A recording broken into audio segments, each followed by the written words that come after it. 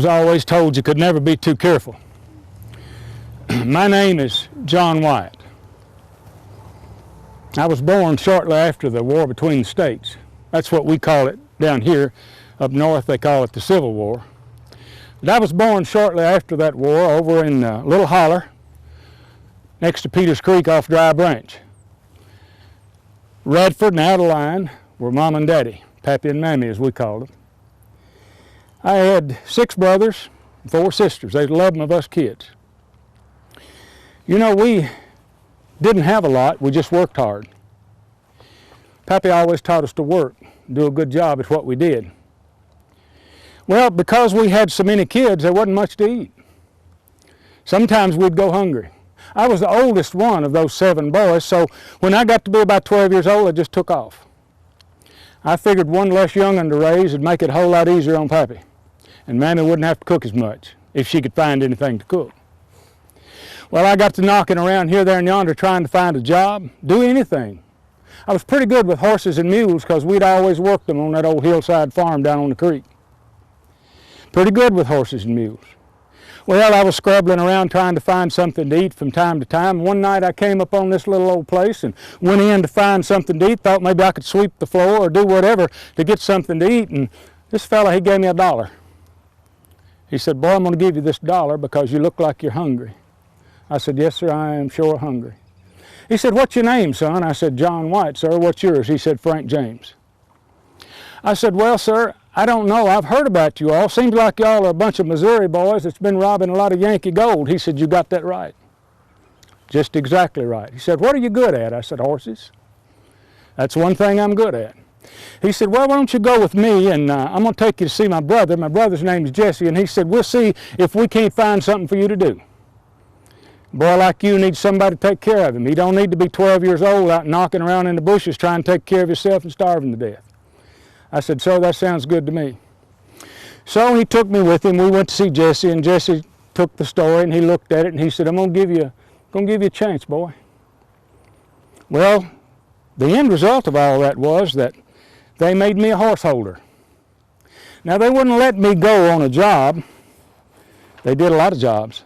They just put me back in the bushes holding horses. They had some fine horses. I'm telling you what, some fine horses. Of course, you had to have fine horses when you're running from the Pinkertons in the local law. So I stood back in the bushes and held the horses while they did whatever it is that they did. We robbed the, they, not we. I wanted to go, and Jesse said, "You're too young, boy. Just stay here and hold the horses." They robbed the stage over at Mammoth Cave. Got $1,800. Went up to Mercer, Kentucky, because there's a payroll supposed to be coming into the store there, and tried to rob that. The payroll didn't make it. They got $13 in a gold watch. Well, that wasn't too much, but the best part of that was Jesse said, "Since you're here and since you've done a good job, I'm going to give you the gold watch." I sold it for $500. Every time they'd do a little job, went down to Muscle Shoals, Alabama, hit it for $5,000. They went up to the Glendale, Missouri, hit it for $3,000. Went to the Rock Island Railroad, all this in the period of 1880 through 1881.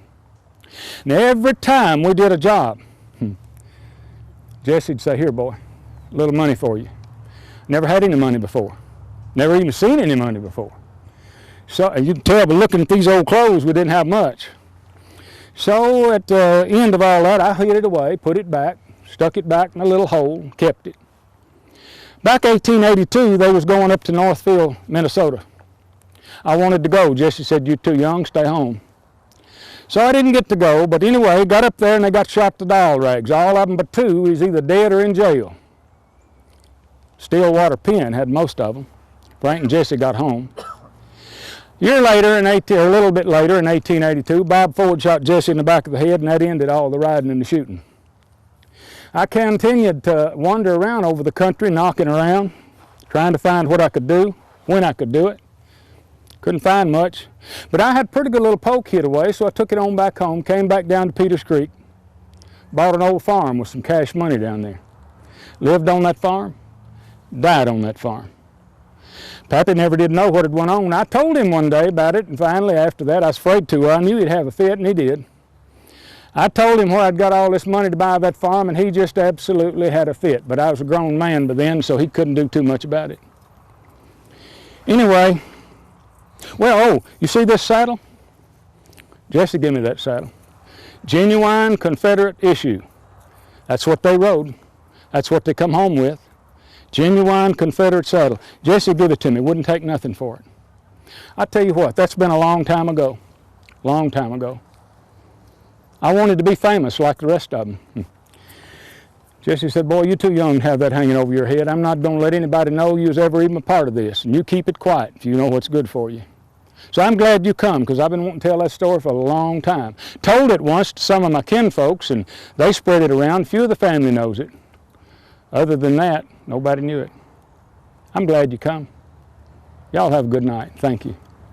Glad you stopped by tonight. My name is Lucian W. Carden.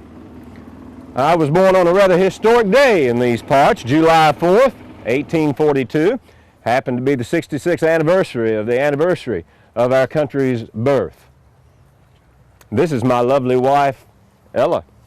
Good evening, folks. And I also was born on July the 4th, but in 1853, 11 years after my husband.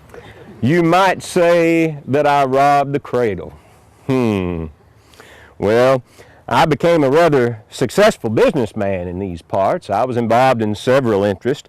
I was a tobacco buyer, a stock trader, and I ran a successful pork packing operation here in this place. You'd be surprised how many people love to sit down at breakfast, enjoy bacon and sausage and country ham.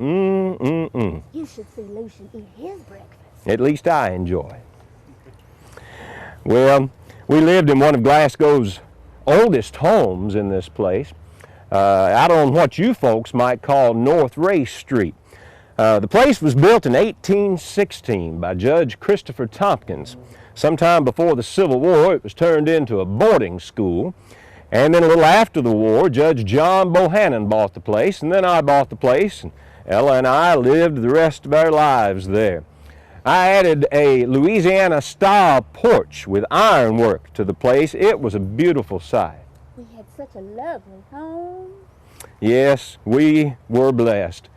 And I probably distributed more money around this county at the time I was alive than any other man.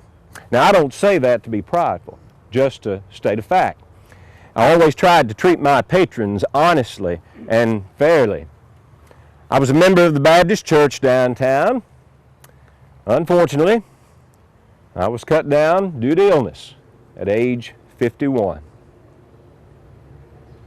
I had passed earlier when I was only 37. And I mourned my wife dearly. Her funeral was on a Wednesday evening. My funeral was on a Sunday morning at our residence. And then the funeral train that brought me here to the Oddfellow Cemetery was one of the longest that had ever been seen here in these parts, as they brought me here and laid me to rest beside my beautiful wife. Reverend N.G. Terry conducted my funeral. He had conducted her funeral. And interestingly enough, he married us. You might say he married us and buried us. We had no children. When I passed, my estate was worth over $27,000, which was a good little amount at that particular time. I left the home place to my nephew and my namesake, L.W. Preston. He's buried on the other side of my in-laws over there.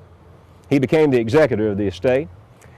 I also left money to various other relatives, another nephew, sister-in-law, brother-in-law, and I provided for my mother-in-law and father-in-law, who outlived both Ella and myself. I also provided for my servants, my faithful servants over the years, James and Betty Duff, both persons of color. I left them a lot here in Glasgow, also 58 acres over by the waters of Beaver Creek, and $500. I tried to be kind in life and after I was gone. He was always a kind man. I tried. I also left in my will $1,000 for the purpose of erecting a monument on this family plot here in the Oddfellow Cemetery. Why, when Ella and I were married, after working hard all day, I'd come in, and there she'd sit in the parlor, so pretty, and smiling at me and welcoming me home each day. Well, I wanted to erect a monument here in the family plot so that the generations could remember her beauty. So I left that $1,000 to have that erected, and therefore you folks can come by and appreciate the beauty that was my wife in my life. We thank you folks for kindly visiting us this evening. These people, I was just practicing for a recital. You know, I have so many of them. I am so glad you're here this evening. And I do so appreciate all those people who stopped by my home during those last months of my illness. And even though I don't know you, I am equally pleased that you're here this evening. I guess I better tell you my name. I am Flora Harvey Shannon, and I am so glad that you have stopped by. I was born in Willow Shade, which is a small community in Metcalfe County, on a cold January day, January the 19th, 1882, to Elizabeth and James Harvey. Now, my grandfather, Dr. Lindsay Watson, was a singing master. Have you ever heard of a singing master? Well, I'll tell you what it is. A singing master was one who conducted singing schools throughout the community. Now, the purpose was to learn how to sing these crazy little shape notes. But I dare say that most people were not really interested in learning those notes. They were more interested in just getting together because it was a good time to be together. It was a social event. And I dare say that many a courtship started in those singing schools. But that's a different story. More about my grandfather. As my grandfather traveled throughout the community, he had 3 young daughters that often would go along with him. One of them, which later became my mother, Elizabeth, and her sister was very, very talented in playing the violin. So they were quite a duo. So you see, and my mother, oh my mother, she had a beautiful singing voice and could play the piano so beautifully. So you see, music was in my blood. So it was only natural that when I grew up, that I would have music as my life. 2 weeks before my 18th birthday, I married the love of my life, Charles Shannon. He too was from Metcalfe County, but he had a passion for music, but not quite as much as I had. But we had a wonderful life together. I attended Liberty School, or Liberty College, which is up way over there on Liberty Hill, not really too far from where we are. At that time, it was a school for young ladies. And the curriculum consisted of piano, voice, modern languages, elocution. And of course we did not have any guys around, but we had a fairly good time while we were there. The first graduating class had only 4 young ladies. But as the years passed, the school increased, and then eventually it had to close. And I attended Western Kentucky University. Well, it was not Western Kentucky University then. When I attended, it was called Western Kentucky Teachers College. That's where I received my degree in music. And I also studied at the Cincinnati Conservatory of Music and the Louisville Conservatory. But you see, Glasgow was my home, and that's where I wanted to be. So I settled in Glasgow and had many, many wonderful students down through the years. In fact, I just couldn't even begin to name all the names. But I do remember one year I had a group of cheerleaders, and they would come straight from cheerleading practice to voice lessons. Well, they were not always in the best singing voice, but I think they exaggerated their deficiencies just so they wouldn't have to practice those singing lessons. Charles and I were active members of First Methodist Church, where I directed the choir for many years. I had many wonderful choir members, and we had many wonderful programs. I also directed the women's chorus, and I was very instrumental and very active in the Ladies' Matinee Musicale. Now, the Ladies' Matinee Musicale had been organized in 1894 by Miss Emily Leslie. You may remember that her father was the first governor from Barron County, Governor Preston Leslie. and he later went to Montana and was a territorial governor in Montana. Well, on one of her trips back to Glasgow, Miss Emily decided that Glasgow should have a music club, and she and some of her friends gathered together and organized the Glasgow Ladies Matinee Musicale. Oh, we had many wonderful programs, and many times some of the faculty from Liberty College would come down and present a program. And you know, we always wore our hats when we went to Musicale. Today, that program, there is no Ladies Matinee Musicale. It is called the Glasgow Musicale. And do you know they even allow men? Today, it has really changed, and they don't wear their hats anymore. But it does have the distinction of being the oldest and the largest music club in the state of Kentucky.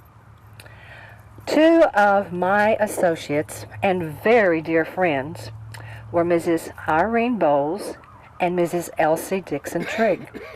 Now, they were both music teachers. Mrs. Bowles played the organ at the Baptist church, and oh my goodness, could she play that organ. When she played, the sounds that she got out of that just transformed you into seventh heaven. And Mrs. Trigg was the organist at the Christian church for over 50 years. They both taught piano and have left their mark on many a musician in the Glasgow area. Some of the greatest times of my life was when the three of us would perform together. I remember one incident where we had 12 pianists. We had 12 pianos and 24 pianists. Of course, that was some students and faculty. It was a wonderful presentation, but I thought we would never get that together. You can imagine the hours and hours we had to practice. But it all paid off, because in the end, I thought the audience would never stop applauding. So you see, Glasgow has been a music-loving town, and I am so glad that you are still carrying on that tradition of music. Before I leave you, and you leave me, I would like to leave you with this one thought. May the good Lord bless and keep you till we meet again. Thank you. I must be going. Good evening. It's so good to have visitors. I sure don't get many anymore. But I'm content. All the trees and the sky. You know, I never was very outgoing. I kind of learned at an early age to be content and be quiet and just do my own thing. And that was okay by me. I like to paint and love to write poetry and sketch. It was wonderful. My family lived in Monroe County when I was born, but we moved to Barron County when I was 1 year old. We moved out to a farm out here in Barron County, west of Glasgow, that they call the Old Bowling Green Road now. Lived most of my 88 years here. Got all my schooling in Glasgow and Barron County. I even went to the Glasgow Normal School and got my teaching certificate. Oh, that was wonderful. I taught for a while. Then I joined a cousin and moved to Jackson, Louisiana. I taught art there for a year. I didn't much like teaching. I'd rather do my own thing. And that was trying my hand at poetry and painting and sketching. Oh, that was so good. I moved back to Kentucky when I was 27. Didn't like it much down there. Let's see. My brother Isaac was about 15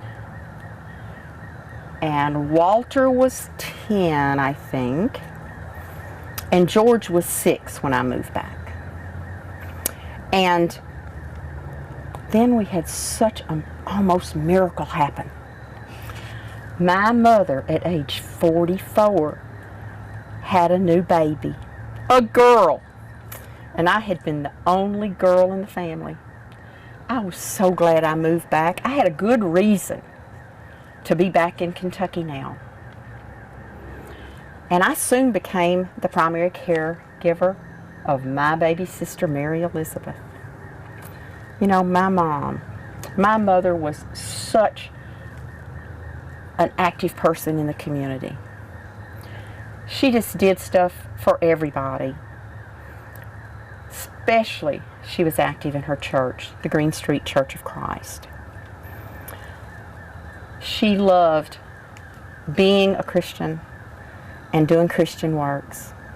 And it was said that she was one of the most devoted, intense Christians in Glasgow at that time. She just got such joy out of all the work she did. When I think back, you know, I thought that Mary might want to paint and do things, because when she was little, we would go walking in the woods, and we'd look at flowers, and she just enjoyed being with me. She didn't mind when I stopped and sketched. She would wait patiently. But if she got a little restless, then we'd go back and I'd paint from my sketches. Never considered myself a professional artist, but I'd sell a painting now and then for $5 or $10. Didn't ever take real painting classes, but I took a few art classes from Miss Alice Garnett, who lived up the street from us on Leslie Avenue. But that's all I ever did. Mr. L.L. Jordan had a photography shop here in town, and he would hang my paintings. He'd sell one now and again if the people would let him frame them. You know, I really thought that Mary might follow in my footsteps and paint. But she wouldn't have anything to do with it. She took a different route. She took a business route. She worked every day, walked to and fro work, all the way from Leslie. You know, my mother said, it's a good thing Mary did that, because somebody had to make a living. I sure wasn't. But it's been so nice to paint things here in Glasgow, especially beech trees. I guess my most known work is with beech trees. But I love flowers and a beautiful sunset. But then I like to write poetry too. You know, they both say a lot. Oh, I've rambled on. I'm so sorry. It's so good to have visitors. Y'all have a great night now.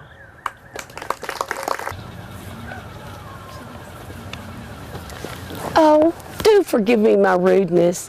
I seem to have slipped back as I do so often these days. As I was hearing the voices come down the path, I was reminded of the times that my husband and I used to entertain our friends at our beautiful home of Dairland. You might know the place on North Jackson Highway. Oh, we so loved to entertain, whether it was for our dear friends or our Sunday school classes coming out for a picnic. And everyone seemed to have such a good time when they were there. You know, I'm sorry, I didn't tell you who I am. My name's Indy Bass Weldon. You probably don't even know who I am, probably never heard my name. I'm the wife of Dr. W.A. Weldon. He was an esteemed physician here in Glasgow. Or you may have heard of my mother-in-law, Mary Wood Weldon. Living with a doctor for 52 years, one of the things that I learned is that you've got to be a good listener. And so I listen a lot as I hear the people coming through and along the paths. You know, I realized that today the ladies that come through probably wouldn't think that the life that I made for myself was one that was so exciting. But I always felt that God had called me to the life of being the wife of Dr. Weldon. And I felt blessed to have been able to spend my lifetime taking care of Dr. Weldon and supporting him in everything that he did. And you know, I don't know how I could have done much more. Why, from the very start, we were so busy. Dr. Weldon and I married in 1917. He was a practicing physician in Hardyville at the time, and soon thereafter he went to the war for the U.S. Army in France.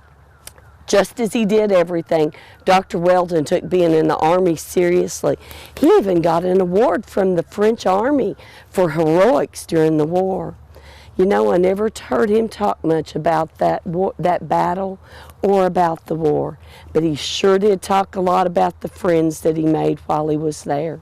One of those relationships that he held dear to his heart was the friendship that he had with the Sergeant Alvin York.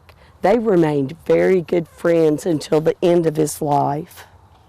You know, Dr. Weldon, like most doctors, gave very little thought to his own health.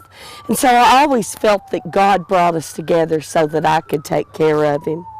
We had no children, so I suppose I could have had a vocation of my own. A teacher maybe, or a nurse. But as I said, being Dr. Weldon's wife was a full-time job. Dr. Weldon was a diabetic, so I had to pay very close attention to his diet. And so I carried his lunch to the office every day. I suppose if I hadn't have, he would have worked right through lunch. And I so enjoyed those lunches that we had together. Dr. Weldon worked awfully hard, and because of his hard work, we were able to give much back to our community. And we spent a lot of the time that we had together at lunch talking about the things that we were passionate about, the things in the community, the events and the programs that we like to support. Two of the most important things that we enjoyed about our community were the library and being able to do things that would help out the youth in the community. You know, I guess our greatest passion was that of our church. Both of us were committed to our churches. I guess some people would have found it kind of unusual that Dr. Weldon and I didn't attend the same church. Dr. Weldon had been born and raised in the Methodist Church, and he was actually baptized at an early age as a Methodist. So when we came here, he joined the First Methodist Church. He served as their Sunday school superintendent for nearly 40 years. I was raised a Baptist, though, so I joined Glasgow Baptist, and I was privileged to have been able to be a Sunday school teacher there for many, many years. If I could see you better, there might be somebody in this crowd that I had in my Sunday school class. Oh, we loved our community, that's for sure.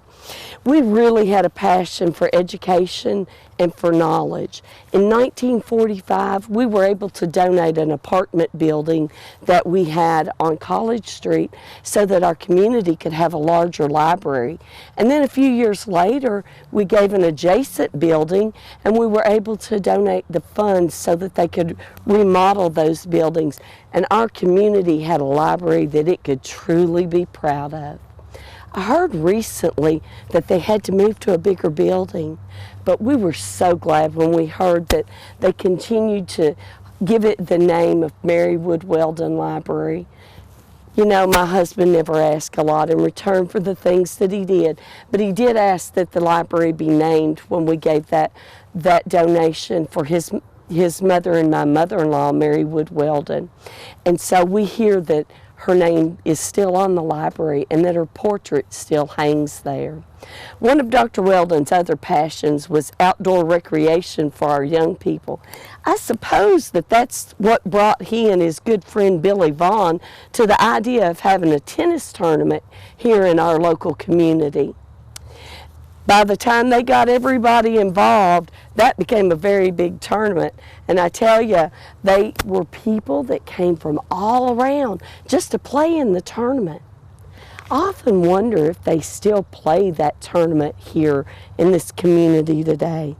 You know, I never took granted how important a life I had being the wife of Dr. Weldon, but I was reminded truly on May 1st, 1966, when Glasgow celebrated Dr. W.A. Weldon Day. They talked about all the awards that my husband had won. Outstanding Citizen of Glasgow. He had been named a Kentucky Colonel by the governor. We got telegrams from the likes of President Johnson and Harry Truman. There were over 3,000 people there that day. Oh, I was so proud, and I was reminded that day of how blessed I was to be Dr. Weldon's wife. Now, lest you think I never did anything on my own, I was also very pleased to have been able to be a part of a lot of organizations. The WMU at church, the library, the book club, the women's club, the ladies' matinee musical, but I believe that God gave me my calling in life when He let me marry W.A. Weldon. Oh, speaking of calling, I think I hear Dr. Weldon calling me now. I need to go check on him before he retires. I'm sorry. I hope you all will forgive me, my meanderings. You know how old women are sometimes. But if you're ever back up this way and you want to stop and talk, stop. And I'll tell you some stories about Dr. Weldon.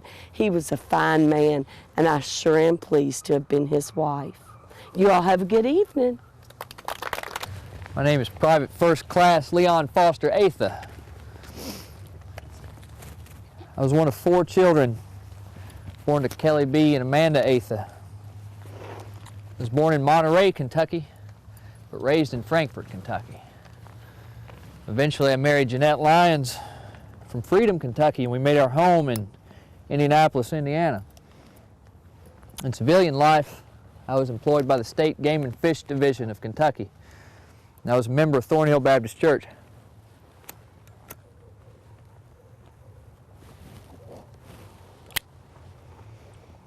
On January 21st, 1941,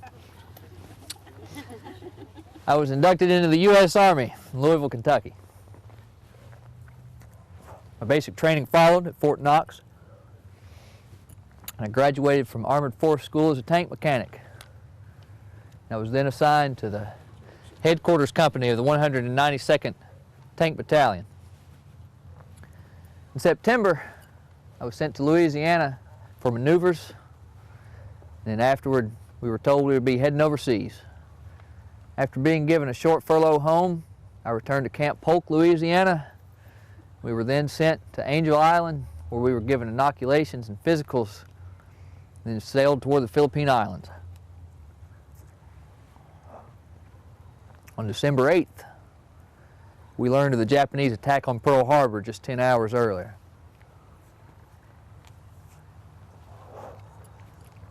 The next April, the first Japanese soldiers arrived at Headquarters Company's encampment. We were told to take our possessions and go out into the road in front of the encampment, kneel down in the road with our possessions in front of us. Japanese soldiers went through our things, took whatever they wanted. We are now prisoners of war. I was listed as missing in action for 18 months. And the last letter my wife received from me was dated February of 1942. After that, we were listed as Japanese POWs. For a while, we were at Marivelis Airfield.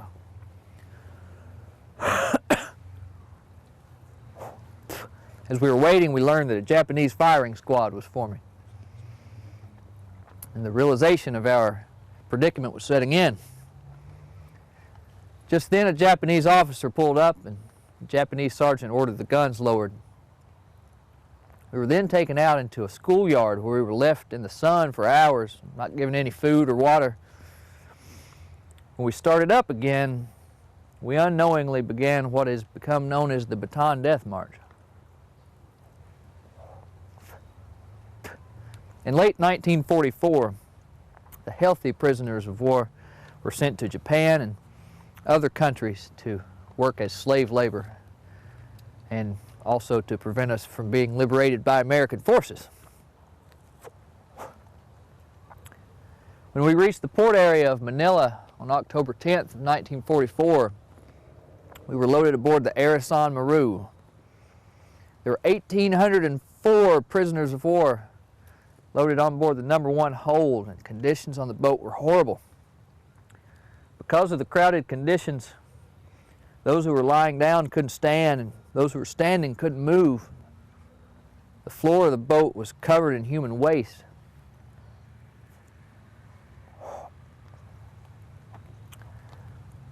The Japanese moved the boat and brought it back to Manila on October 20th of 1944, where it joined a convoy of other ships that were sailing toward the South China Sea. The Japanese refused to mark the boats with red crosses to indicate that there were prisoners of war on board. And according to the survivors of the Arasan Maru, the American submarine, the USS Snook, torpedoed the ship on October 24th of 1944 because they didn't realize there were prisoners of war on board. Most of the survivors took to the water trying to flee the ship. The Japanese didn't lend any help. Of the 1,804 prisoners of war on board that ship, 9 survived the sinking. 5 made it to China and were liberated.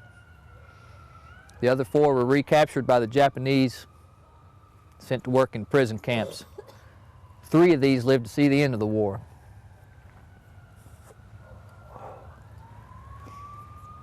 My name is Private Leon Atha, and I died in the sinking of the Arasan Maru on October 24th, 1944. Because I was lost at sea, my name appears on the tablets of the missing at the American Military Cemetery outside Manila.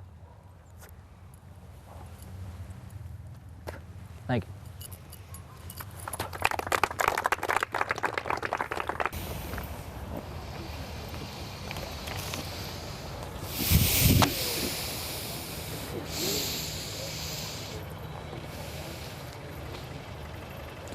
I am Joseph Horace Lewis. I was born in 1824 in a beautiful brick home of my parents, Jack and Eliza Lewis, that sat on the Barren River in the southern part of the county, that's now occupied by the Barren River State Park. As a young child, I received my education in a one-room schoolhouse that was near my home and built by my father and a neighbor for the education of their children. As a young man, I left home to attend Center College in Danville. I received a typical classical education, typical of the time, and in 1843 I graduated and returned to Glasgow to read law with Judge Tompkins, who was Barren County's first circuit judge. After I received my law license, I began a long career of practicing law, politics, and public service. In 1845, I married Sarah Rogers, who was the granddaughter of Edmund Rogers. We had 4 beautiful children. There was Sarah and John, Eliza and George. In 1858, my Sarah died. I didn't remarry until after the Civil War to Mrs. Cassandra Johnson. My political career began in 1850 when I was elected to the Kentucky legislature as a member of the Whig Party. I served 2 full terms from 1850 to 1855. And then I didn't like the direction the Whig Party was going and wanted to be more supportive of state rights, so I changed my party allegiance to the Democrats, and I ran for U.S. Congress in 1857 and 61, where I lost by small margins. But my influence and reputation in the community was growing. When the turbulent 1850s ended with a declaration of war, I set up one of the first recruitment camps for the Confederacy in Cave City. I recruited 4 full companies of men one of which was my son John, who was only 14 at the time. We received orders to proceed to Bowling Green and then to Tennessee, where we were joined by other Kentuckians to form the 6th Kentucky Infantry Regiment. I was elected colonel and assumed command of the regiment. It would be 4 long years for any of us would be able to return home to see our families. Most of us would never return. The 6th Kentucky was joined by other regiments later on to form the 1st Kentucky Brigade, which was under the command of General John C. Breckinridge, who nicknamed us the Orphan Brigade. The Orphan Brigade was a celebrated band of fighting men who served in bloody battles such as Shiloh, Baton Rouge, Vicksburg, Chickamauga, and Atlanta. In 1863, I was promoted to Brigadier General and became the 4th and final commander of the Orphan Brigade that lasted throughout the war. By the close of the war, many of our numbers in the brigade had been reduced because we'd been killed, wounded, and taken prisoner from the original strength of 5,000 to less than 1,000. But we received many accolades for our battles. General Braxton Bragg at Stone River said that the Orphan Brigade was our elite troops, some of the best he'd ever seen. General D.H. Hill at Chickamauga thought he had never seen the equal of our unsurpassed and unsurpassable valor. Even General Joseph Johnston said that the men of the Orphan Brigade, he'd never seen any better men in any army anywhere. It was my privilege to lead them. After the war, I returned here to Glasgow and resumed my practice of law. And in 1870, I was elected to an unfinished term to the U.S. Congress and was reelected in the next election. In 1881, while I was serving as a Barron Circuit Judge, having been elected the year before, I was elected to the Kentucky Court of Appeals, which was Kentucky's highest court at the time. I served on the Court of Appeals for 18 years. 6 of those years I was the Chief Justice. I retired in 1899, and then in 1904 I died in my home and farm in Scott County, where I had moved to be closer to my office in Frankfort.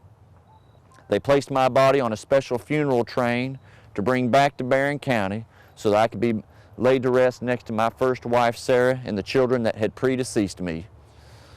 That funeral train made many stops on the way to Barron County, such as cities such as Midway and Frankfort and Louisville. Large numbers turned out of Confederate veterans and other mourners to pay their last respect. When my body arrived in Barron County, my funeral was held in the circuit courtroom right on the square where it sits right now.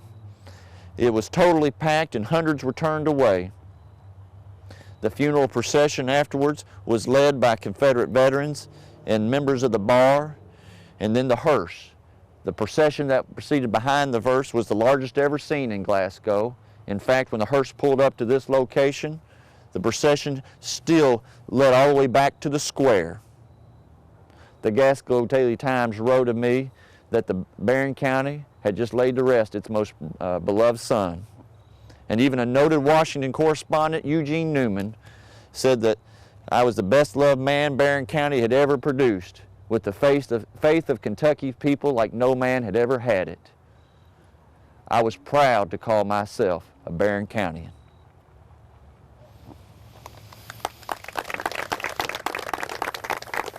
Hello folks, they said a crowd was coming by here this evening, and well, here you are. Allow me to introduce myself. My name is William Harvey Botts, but my friends all call me Major. I'll explain why in just a moment. I was born in Smith County, Tennessee, not far from Carthage in 1824. I was the second of 5 children, and my father Aaron worked as a hatter and as a mechanic. Now I know some of you are thinking, what is a hatter? A hatter is a person that manufactures and sells hats. In the mid-1840s, I began to study law, and in 1848, I passed the bar and was admitted. Matter of fact, my father presented me with this hat that he made for that occasion. Would you hold that for me? Still one of my prized possessions. Surprisingly to me and my family, I was in much demand in the 4th Judicial District of Tennessee, as well as in Allen and Monroe County, Kentucky. Although I was a strong opponent of secession, when my native state announced its withdrawal from the Union, well, I cast my fortunes with the South. At that time, I raised a company and rose to the rank of major. Now that's been a quarter century ago, but well, people still call me major today. Although many of the men I served with said if Lee had only made me general, the war would have ended years earlier. Their sentiment was the South would have still lost, but I would have expedited things. Upon the discovery that my home in Tennessee had been destroyed at the conclusion of the war, I, along with my wife Elizabeth, and 5 of our 6 children moved here to Glasgow in 1865. It was here that I formed a partnership, a law partnership with Mr. Preston Leslie. Now you may remember that name. Mr. Leslie served as this Commonwealth's governor from 1871 until 1875, and well, his home is still located over on East Main Street today. And in a moment of weakness, Mr. Leslie appointed me as his Assistant Secretary of State, a position that I held from 1871 until 1874. Afterwards, I also served a stint as State Representative, and in 1886, I was nominated to the U.S. Congress by the Democratic Convention meeting in Somerset, Kentucky. Now, I've got to tell you, for a while I was ahead in the polls, but my opponent, showing true political savvy, began distributing photographs of me on the campaign trail, and alas, I lost a close race. However, my loss in the arena of politics was actually a win in the arena of life. For you see, I discovered that my real passion was being a trial lawyer. In the courtroom, I could truly be myself. Well, there I had the freedom to quote Scripture, to share a story or 2 or 3, to recite Shakespeare. That's what I was reading when your party approached. Now, I know you're thinking, what was your success rate? I'm glad you asked that. I've defended many clients who've been accused of murder, but as of today, September the 23rd, 1887, none have ever suffered the hemp rope. Some should have. Besides my beautiful family that I love and adore, the other true love of my life is this area known as Barren County. Yes, it is. I was born and raised in Tennessee, but I'll always consider this section of Kentucky as my home. And since the good Lord has blessed me as the largest landowner currently in Barren County, my hope is that my children and my children's children will discover for themselves why old Major decided to set up shop here. Oh me, let me see the time. Oh yes. There's so much more I'd like to share, but if you'll excuse me, I have got a meeting with the client. He's an Indian that's just moved here from out of state, and the poor fellow doesn't know heads from tails. And you should see some of the scalps he's brought in. Thank you for coming by, and good evening. Oh, my hat. Thank you.